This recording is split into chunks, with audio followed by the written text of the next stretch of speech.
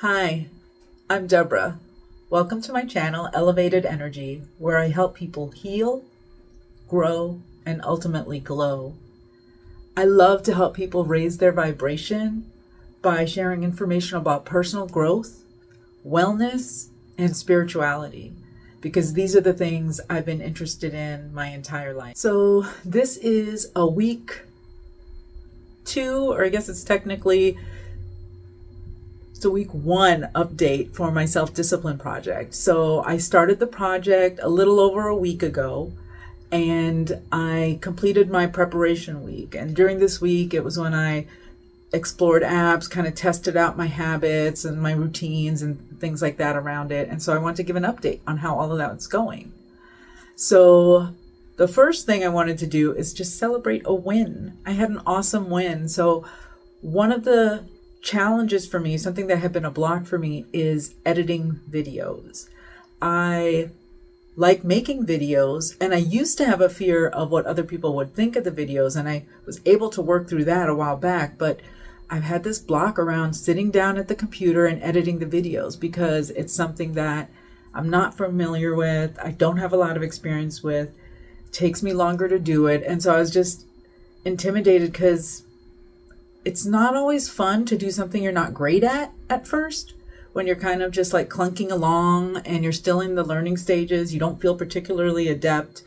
And so it's really easy to avoid doing things you're not good at, but the only way to do it or get good at it is to do it. So the self-discipline has already been working because I put myself on a deadline to make a video a week, and I had to plan for that.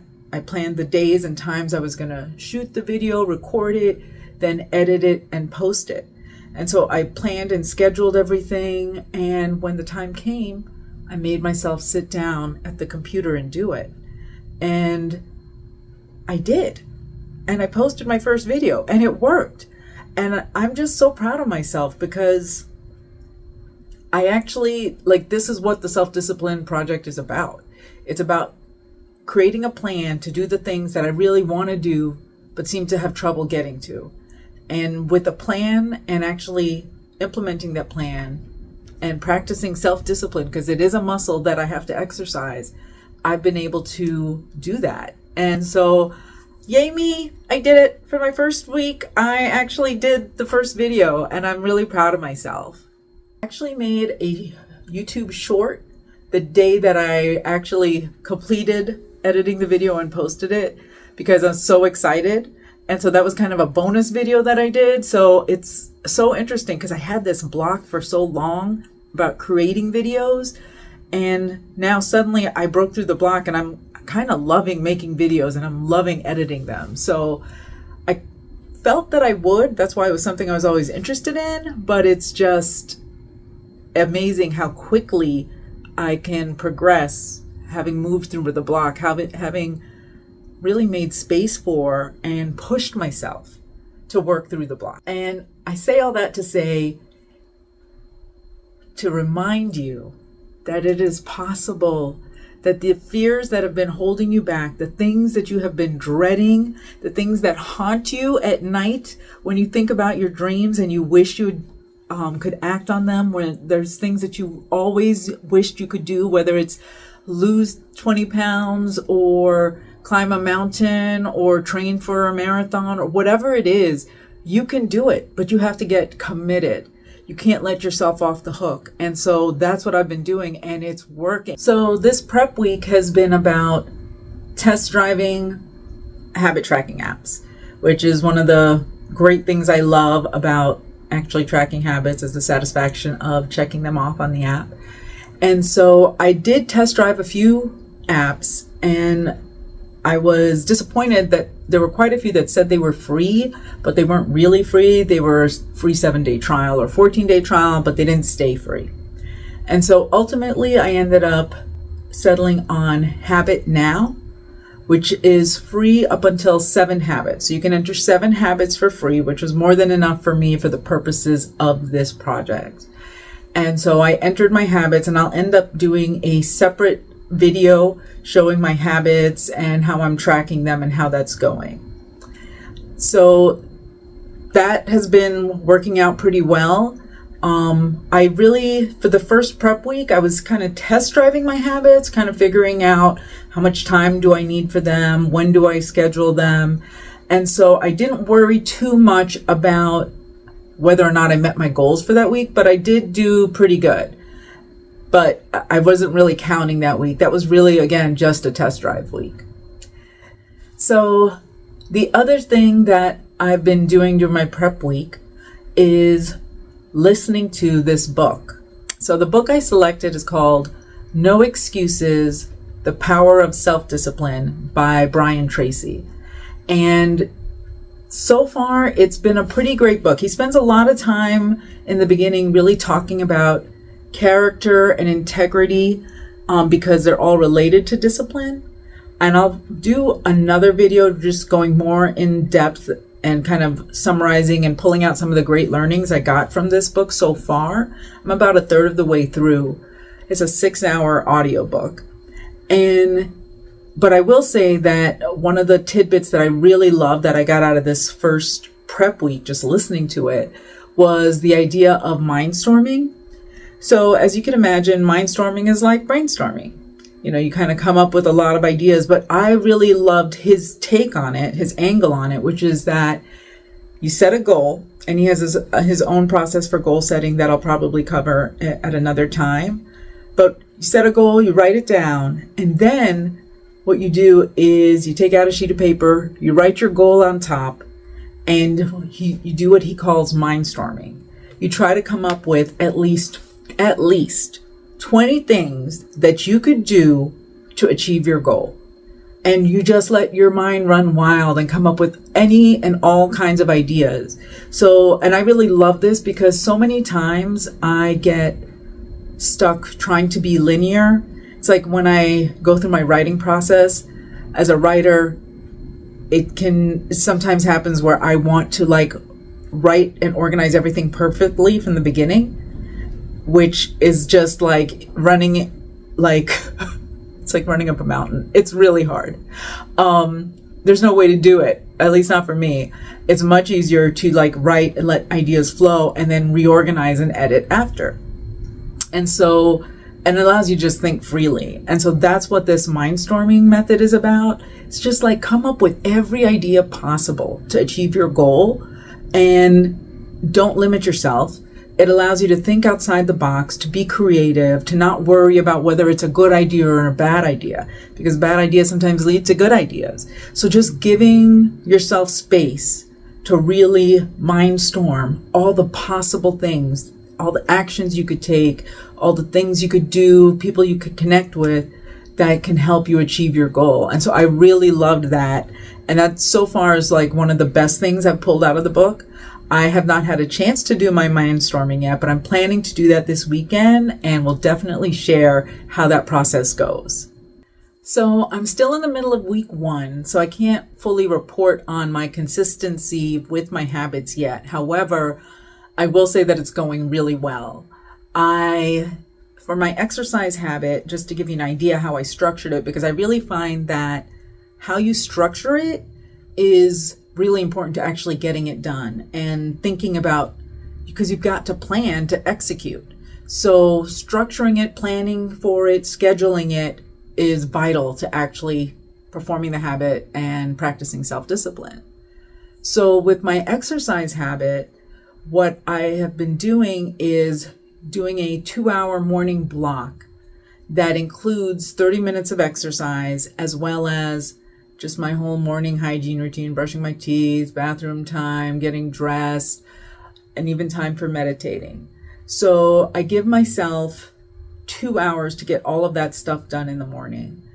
And rather than scheduling down to the minute, this gives me some flexibility. Because, you know, how much time you spend in the bathroom is not exact.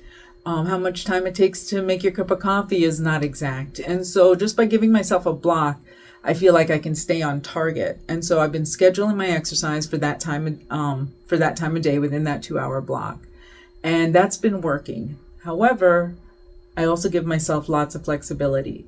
So sometimes I wake up, or whatever the depending on the demands of the day, I may not be able to do my workout first thing in the morning.